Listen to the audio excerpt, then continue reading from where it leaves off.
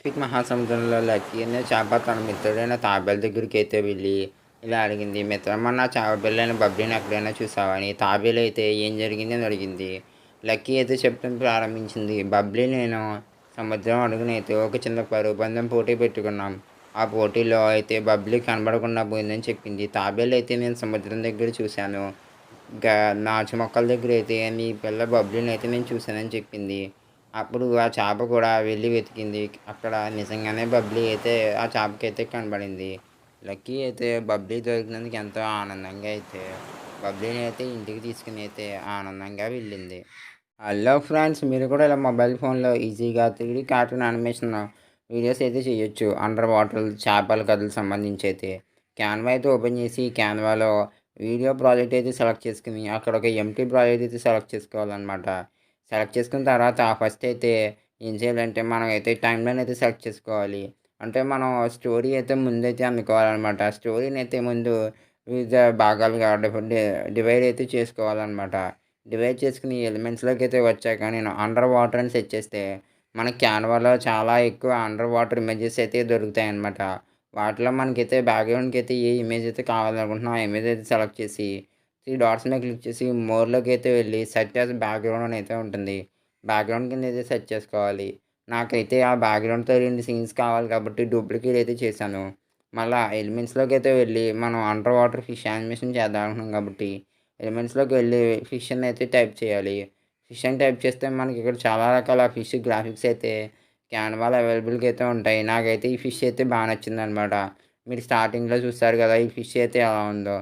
అలాగే fish select చేసాక మనం ఏం చేయాలంటే అక్కడ ఫిష్ మీద క్లిక్ చేసి యానిమేట్లోకి అయితే వెళ్ళి అక్కడ క్రియేట్ అనేది ఒక ఆప్షన్ అయితే ఉంటుంది.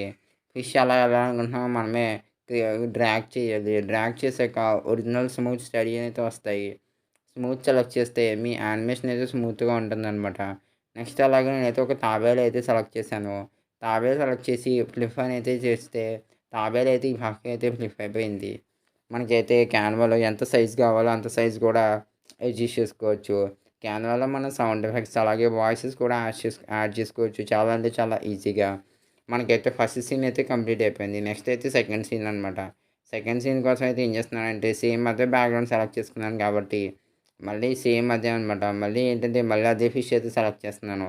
అంటే మీరు స్టోరీ కనుక బాగా అబ్జర్వ్ చేస్తే ఫిష్ అయితే తాబేలుతో అయితే కొంచెం టాకింగ్ అయితే చేస్తుందనమాట. అందుకు మళ్ళీ ఫిష్ని అయితే ఈసారి యానిమేట్ చేయకుండా ఓన్లీ ఫిష్ అక్కడ ఉండేలా మాత్రమే సెట్ చేశాను. సెట్ చేసి అయితే తాబేలుని మళ్ళీ ఫిష్ ఆన్ ద బాటమ్ అంటే ఇందాక లాస్ట్ బ్యాక్గ్రౌండ్ వీడియోలో ఎక్కడైతే ఉన్నాయో మళ్ళీ అక్కడే ఎగ్జాక్ట్గా ఉండేది అయితే ప్లేస్ చేశాను అనమాట. నెక్స్ట్ అయితే ఇంకో బ్యాక్గ్రౌండ్ అయితే సెలెక్ట్ చేసుకుని సెట్ చేసే బ్యాక్గ్రౌండ్ మీద అయితే క్లిక్ చేశాను. మనం క్యాన్వాలో యానిమేషన్ చేయడం చాలా సింపుల్ అనమాట. ఫస్ట్ బ్యాక్గ్రౌండ్ సెలెక్ట్ చేసుకోవడం, తర్వాత మనకి ఎలిమెంట్స్లో ఏమేమి కావాలో అది గ్రాఫిక్స్లో అయితే వెతుక్కోవాలి. వెతుక్కుని ఫిష్ని అయితే సెలెక్ట్ చేసాం కాబట్టి మనకైతే ఫిష్ గ్రాఫిక్స్ అయితే వస్తాయి. ఫిష్ అయితే సెలెక్ట్ చేసి యానిమేట్ అనేది ఒక ఆప్షన్ అయితే ఉంటుందన్నమాట. ఆ యానిమేట్ ఆప్షన్ ద్వారా మన సీన్స్ అయితే యానిమేట్ చేసుకోవడం ఇలా చాలా ఈజీగా యానిమేట్ చేయొచ్చు అనమాట. ఇది కూడా ఒక స్టెప్ బై స్టెప్ ప్రాసెస్ అనమాట. చాలా సింపుల్. ఫస్ట్ బ్యాక్గ్రౌండ్ సెలెక్ట్ చేసుకోవడం, ఎలిమెంట్స్లోకి వెళ్ళి మనకు కావాల్సిన ఆబ్జెక్ట్ సెలెక్ట్ చేసుకోవడం, దాన్ని యానిమేట్ చేద్దాం. అంతే, యానిమేట్ వీడియో అయితే కంప్లీట్ అయిపోతుంది.